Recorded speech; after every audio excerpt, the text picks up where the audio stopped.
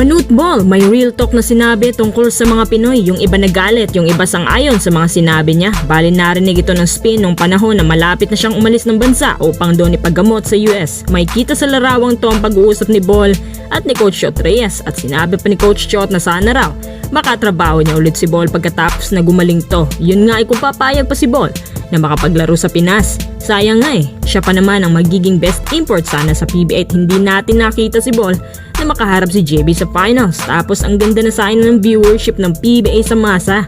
Sinabi naman ni Bol na good luck daw sa TNT. Ayon kay Jolas, kahit nakaalis na si Bol, kinukontak pa rin daw niya ang team at tinuturuan pa kanyang ibang teammates kung ano ang dapat gawin. Lagi daw siyang nakatuto kaya alam niya kung ano ang mangyayari. Tapos nagbibigay siya ng payo sa kanila lalo na kapag natatalo. Maayos naman si Bol na nakikipag-usap sa TNT maliban sa isang bagay. Narinig nga mismo ng media na sinabi daw ni Bol na ang Pinoy gusto laging i-record lahat ng galaw niya kahit saan siya dumako. Naiirita daw siya sa bagay na to. Ang pagkakasabi pa niya ay may kasama umanong pagmumura.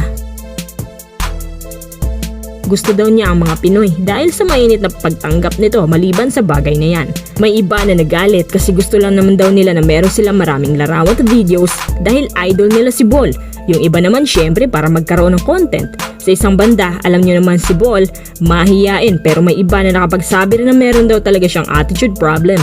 Halos ganitong araw silang lahat sa kanilang tribo, kaya natural na sa kanilang ganitong kilos. Si Nuni Omot ang pwedeng makapagpatunay niyan. Ilang beses nang na-warningan ng PBA si Bol dahil ayaw magpa-interview. Nagpapa-interview naman siya pero biglang ayaw na naman sa mga susunod na games. Pagkatapos ng konting pag-uusap nila ni Chot Reyes, wala naman tong sagot kung babalik ba siya o hindi.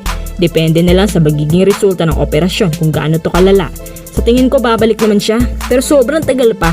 Kung wala nang kukuha talaga sa kanya sa NBA at sa kahit saang liga, okay naman si Bol kasi business lang naman ang habol niya. Kumbaga mas maganda na may karera kaysa maabulok sa upuan. Welcome na welcome pa siya sa mga Pinoy. Yan ang bagay na hindi niya inasahan kaya siguro nagulat siya habang naiirita rin.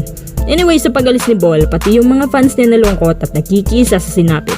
Isa lang hiling ng lahat na sana magbalik pa siya sa PBA. Gaya ng inaasahan, Ginebra versus TNT na naman sa finals. Ang dami nagsasabi na kaumay raw tingnan ng PBA finals. Well, wala tayong magagawa, ganun talaga. Pag hindi kaya, dun talaga mapupunta sa mas malalakas na team. At si Alfrancis Chua, napakiramdam niya.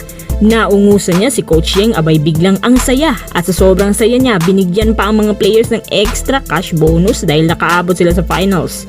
Maiba tayo, pag-usapan natin tong rematch nila at ang paghaharap ni Simak at JB na parehong GOAT imports. Si JB batak sa kahit anong sitwasyon lalo na sa crucial baskets. Komportable siya sa Ginebra cone system as usual kaya walang adjustments. Tumitira ng almost 42% from deep, nagkaka-average ng 29.7 points na may 75% sa FT percentage.